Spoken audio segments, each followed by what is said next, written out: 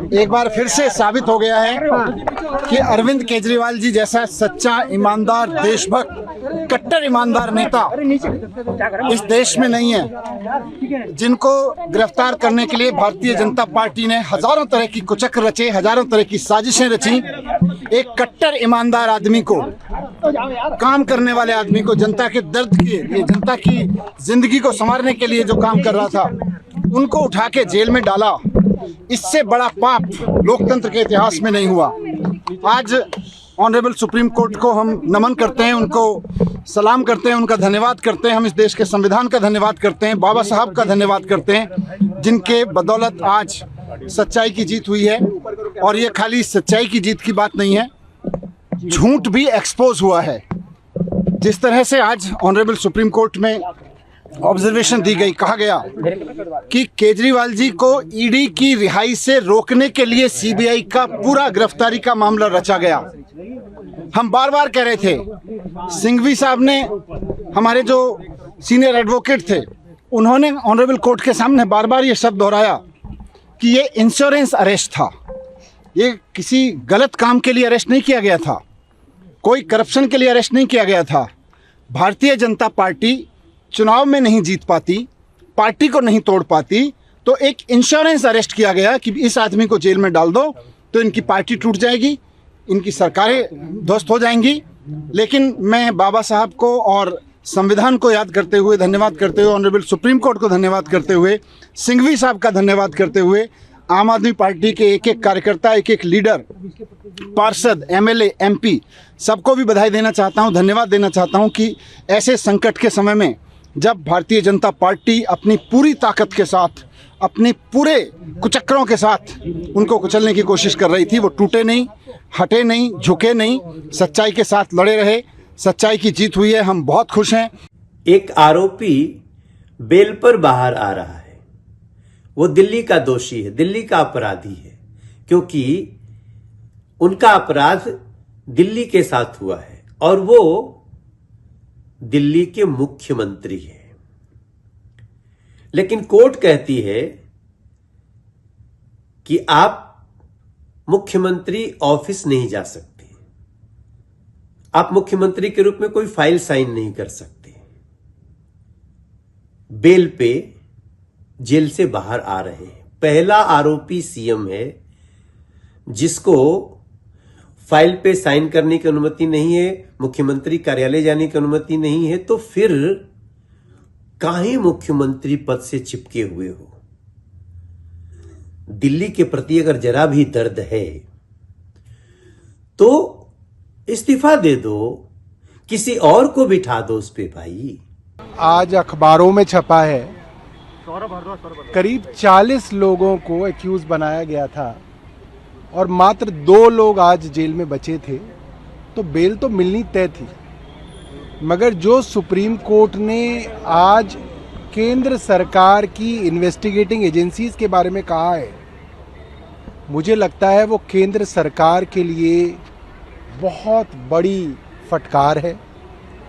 केंद्र सरकार की प्रीमियर एजेंसी को सुप्रीम कोर्ट ने कहा कि जो पिंजरे में तोते की बात सुप्रीम कोर्ट कहता था, वो आज भी सीबीआई और इन्वेस्टिगेटिंग एजेंसी के लिए है। और ये बहुत ज़रूरी है कि ना सिर्फ सीबीआई इंडिपेंडेंट दिखे, इसका परसेप्शन हो कि ये इंडिपेंडेंट है। यानी कि कोर्ट ने कहा कि जिस बदमाशी से, छल कपट से सीबीआई ने देखा कि क्योंकि अरविंद केजरीवाल जी को बेल निचली अदालत ने दे दी, रेगुलर बेल दे दी, तो भाग के 22 महीने तक जिसको गिरफ्तार नहीं किया उसको जाके झपट के गिरफ्तार किया। ये सुप्रीम कोर्ट ने कहा। सुप्रीम कोर्ट ने कह दिया कि पूरी की पूरी केंद्र सरकार की इन्वेस्टिगेटिंग एजेंसी अरविंद केजरीवाल को जेल में रखने के लिए ये सारे षड्यंत्र कर रही थी। ये बात सुप्रीम कोर्ट की बेंच कह रही है। इस देश की कचहरियों ने ये पाया है कि माननीय मुख्यमंत्री अरविंद केजरीवाल की अरेस्ट लीगल है। ट्रायल कोर्ट, हाई कोर्ट और सुप्रीम कोर्ट ने पहले ईडी के केस में भी ये पाया था और पुनः आज सीबीआई के केस में भी उन्होंने पाया है, और मैं कोट करती हूं पैराग्राफ 36 से, the appellants arrest does not suffer with any procedural infirmity, यानी उनकी अरेस्ट लीगल हुए। इसका क्या अर्थ है? इसका अर्थ यह है कि जांच एजेंसियों के पास पुख्ता सबूत थे, सफिशिएंट मटेरियल था, काफी सारे तथ्य थे, जिसके कारण यह पाया गया कि अरविंद केजरीवाल जी को अरेस्ट करना जायज है। इसका सीधा अर्थ यह भी होता है कि न केवल अरविंद केजरीवाल जी शराब घोटाले के किंग पिन हैं, बल्कि सर से लेकर पांव तक शराब घोटाले में लिप्त हैं। आम आदमी पार्टी को और ताकत मिलेगी, और पार्टी का एक कार्यकर्ता होने के नाते दिल्ली और पंजाब और पूरे देश भर का एक नागरिक होने के नाते मैं तहे दिल से स्वागत करता हूं इस फैसले का, और बस एक ही चीज़ कहना चाहता हूं इस भावुक लम्हे में कि वेलकम बैक अरविंद केजरीवाल। लेकिन जमानत जो मिली है कुछ शर्तों के साथ मिली है, और बीजेपी लगातार आरोप लगाती रही है, खासकर अरविंद केजरीवाल को लेकर कि भ्रष्टाचार में लिप्त है। देखिए question also article question court में जजेस ने बहुत ही कड़ी ऑब्जर्वेशन करी है, उसको आप देखिए मुझे लगता है कि सुप्रीम कोर्ट का फाइनल ऑर्डर आने के बाद एक बार उसको पूरी तरीके से पढ़ने के बाद वकीलों के साथ बैठ के आगे की रणनीति बनाई जाएगी, पर्टिकुलरली कंडीशंस को लेकर जिसके तहत बेल दी गई है। अभी क्योंकि एक अंश ही सुप्रीम कोर्ट का ओरली पढ़ा गया कोर्ट में, तो उस पर मैं विस्तार से टिप्पणी नहीं करना चाहूँगा। एक बार जजमेंट की कॉपी मिल जाए, मुख्यमंत्री जी रिहा हो जाएं, और उसके बाद वकीलों के साथ बैठकर आगे की रणनीति बनाएंगे। लेकिन मोटे मोटे तौर पर आज उनकी रिहाई के इस आदेश से केवल आम आदमी पार्टी में नहीं बल्कि दिल्ली और देश में एक खुशी की लहर दौड़ गई है। बीजेपी के नुकसान का सामना करना पड़ा है। जम्मू में, कश्मीर में, हर तरह आप देखें तो लोग मायूस हैं, परेशान हैं। इस परेशानी से, इस मायूसी से बचने का एक ही तरीका है, बीजेपी और जो बीजेपी की मदद करने की तैयारी कर रहे हैं 8 अक्टूबर के बाद, उनको इस इलेक्शन में शिकस्त दिलवानी है।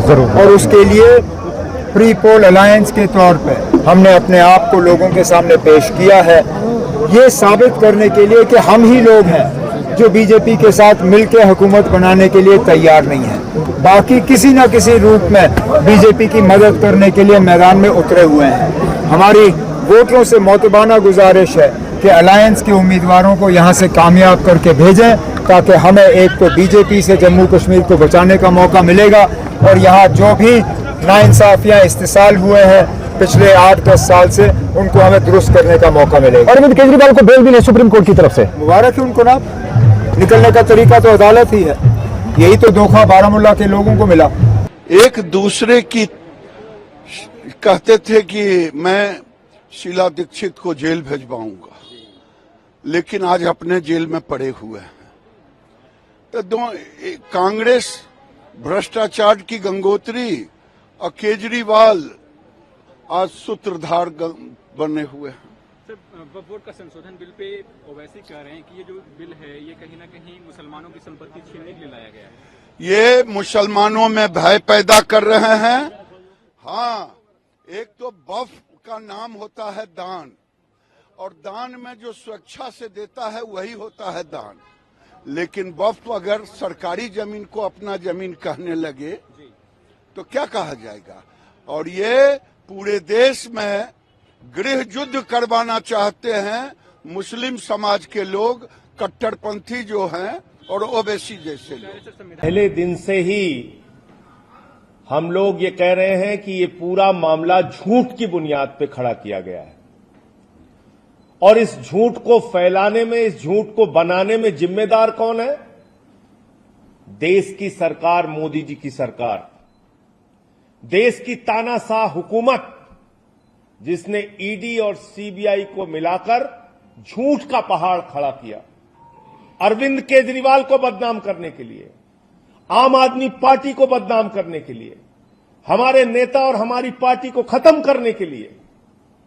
लेकिन आज मनीष सिसोदिया जी की रिहाई, उसके बाद बाकी सारे लोगों की रिहाई और अब हमारे पार्टी के मुखिया अरविंद केजरीवाल जी की रिहाई ने यह साबित कर दिया है कि भारतीय जनता पार्टी के झूठ का पहाड़ ध्वस्त हो चुका है। माननीय सर्वोच्च न्यायालय का फैसला, जिसमें साफ तौर पे कहा गया कि जब ईडी से उनको जमानत मिल गई तो 22 महीने बाद वो सीबीआई सो के जागती है, जिसने 22 महीने पहले केजरीवाल जी से पूछताछ की थी, 22 महीने बाद सो के जागती है कि केजरीवाल को अरेस्ट करना है। इसका मतलब सीबीआई की अरेस्ट, ईडी की अरेस्ट, ये अपने खुद की जांच एजेंसी की अरेस्ट नहीं थी, नरेंद्र मोदी सरकार के द्वारा कराई गई अरेस्ट थी। I think it's extremely troublesome and extremely disgusting to see that at a meeting where small businesses were present and the owner of Sri Annapurna in Coimbatore raised some very valid concerns about GST, where he's talking about how GST rates on sweets and savories and buns with cream are very different. It makes input credit calculation tough. It makes the computer stuck. The finance minister, instead of resolving this issue, instead of giving him some sort of a comfort that she's going to look into it, she actually summons him 24 hours later, makes him apologize, and that video is surreptitiously recorded, shared by BJP's official handles. How is this all right? I mean, is this not intimidation? Is this not insult? Is this not absolute arrogance and disrespect? And I don't think Tamil Nadu or any other state for that matter is going to take this lying down. You are a public servant. You are here to listen to people's concerns. Who are they going to voice this concern before? And quite frankly, the treatment that small businesses receive at the hands of the BJP vis-a-vis the red carpet that is rolled out for the big businesses, whether it is corporate tax cut, whether it is less corporate tax collection, is very different from the kind of brunt that the small businesses have borne. The small businesses have been pressurized by demonetization, by a flawed GST, by tax terror, by terror raids. Who's going to, tax terror raids, who's going to be accountable? Is this how the BJP is going to behave? Anybody who questions you is going to be intimidated. हिंदुस्तानी इस्लाम मुझे बहुत दुख होता है। खत्म, bye bye. कम पढ़े लिखे प्रधानमंत्री